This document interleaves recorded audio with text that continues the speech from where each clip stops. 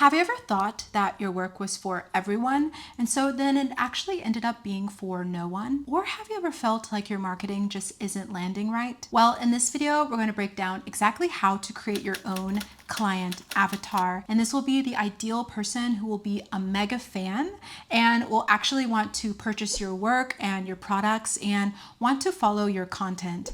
And this isn't about just making up a fake person or picking just a random age and name that you're going to be selling to. In this video, we're actually going to discuss how to make a simple, actionable, and actually useful client avatar. And so that then hopefully by the end of this video, you'll have a clear idea of who you're speaking to. And this will help with everything you do, from your social posts and product planning and your launches, and make sure that they're actually easy to plan. Hi, my name is Sterling and I'm the artist here behind Cactus Creation. And here on this channel, I share all of my insights behind my journey of running my small handmade business from the last 8 years. So if you're interested in any and all of those things, definitely make sure to subscribe and join back up with me each week. All right, let's get into it. So first, let's talk about what a client avatar actually is, because I find that it can be really easy to overthink or overcomplicate it. Your client avatar is simply one specific person that your work is meant for. So this is not everyone who could possibly buy from you, but just one person that is your ideal client. And this is the person who gets the most value from your products and services and is most likely to say yes to your offerings. They're the one person that you're picturing when you write your product descriptions, when you film a video,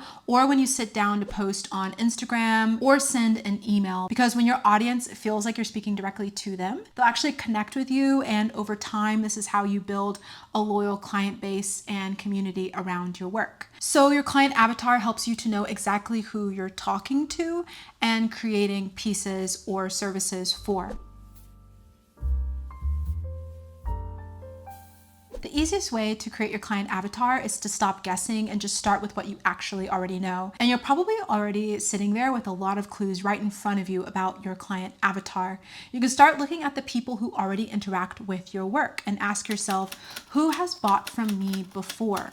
Who leaves thoughtful comments, or who replies to emails, or who DMs me with real questions? And these are all huge signals that you're already getting from real people in the real world who already are telling you what they love about your work. And if you already have sales, even if you just have a few, you want to think about the last person who bought from you and why they did, and what problem were they trying to solve, or what were they hoping to gain from your product or service, or what were they hoping that it would help them do. And if you're newer and you don't have any customers yet, that's all right as well. In this case, your client avatar can be based on who you want to help, or even a past version of yourself. I know for me, with creating this video and the entrepreneur playlist here, and with my coaching services, my goal is to help myself 6 or 7 years ago when I was starting to get really serious about my art business, but I had no idea where to start. And maybe that's where you are today. So my hope is to help you to not make the same mistakes that I did along the way, in hopes that you might save time and money. So it's important to pick one real person or one real type of situation with your client avatar.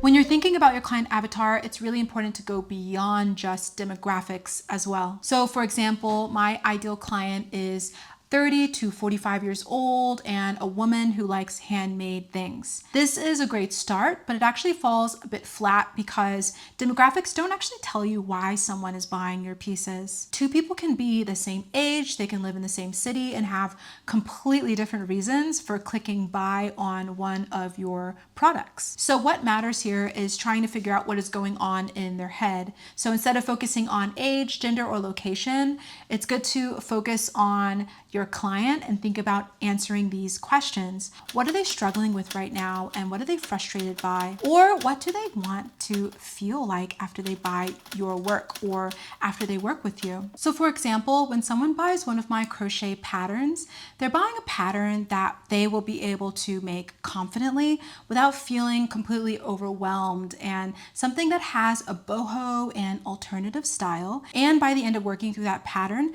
they'll have something that they've either made for themselves or that they can give away as a really thoughtful gift.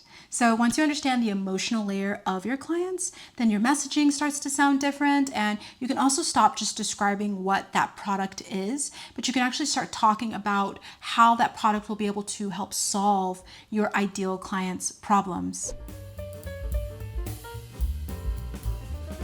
So now that you have a clear picture of your client avatar, the next thing that we should discuss is how to actually go about with using it, right? So anytime that you're about to write a post or film a video or create a new product, it's good to actually pause and ask one question.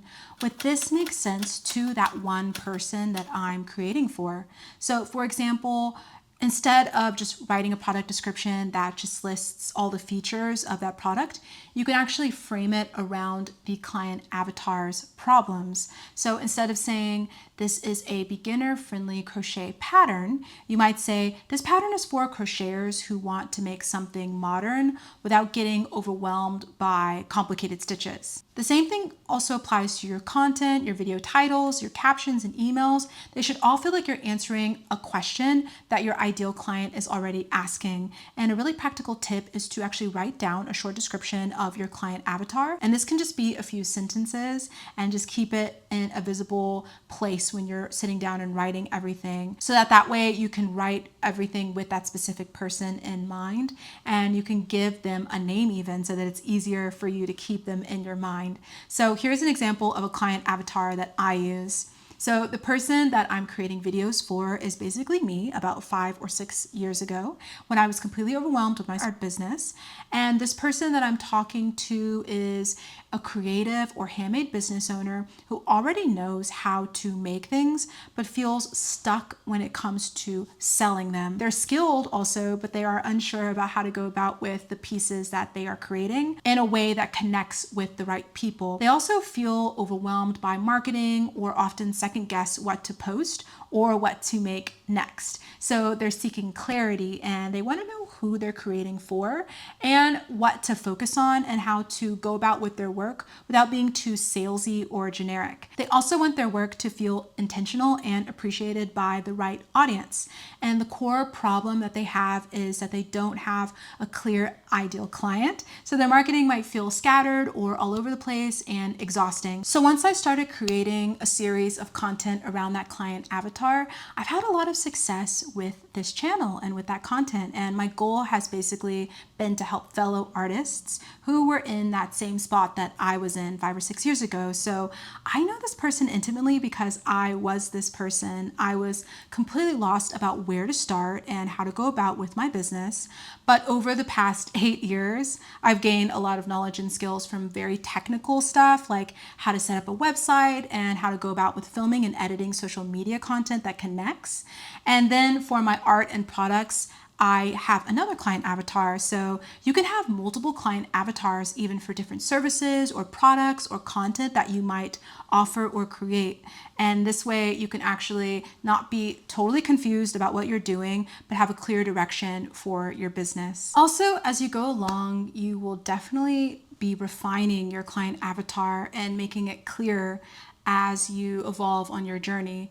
And this clarity comes from taking action and paying attention and adjusting as you learn more about the people that you're actually helping. But it's good to start with just that one person, that one main problem, and start speaking directly to them and creating for them.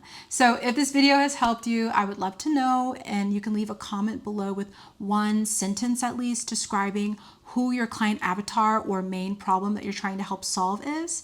And let's all stay positive in the comments and connect with each other down there. And if you're interested in booking a one-on-one session with me, I'll have those available on my website, which is linked in the description box below if you want to check it out. And also, if you want to check out more videos about building a thriving creative business, make sure to check out my Entrepreneur playlist next. Well, thank you for watching, and I hope you'll join me in the next one.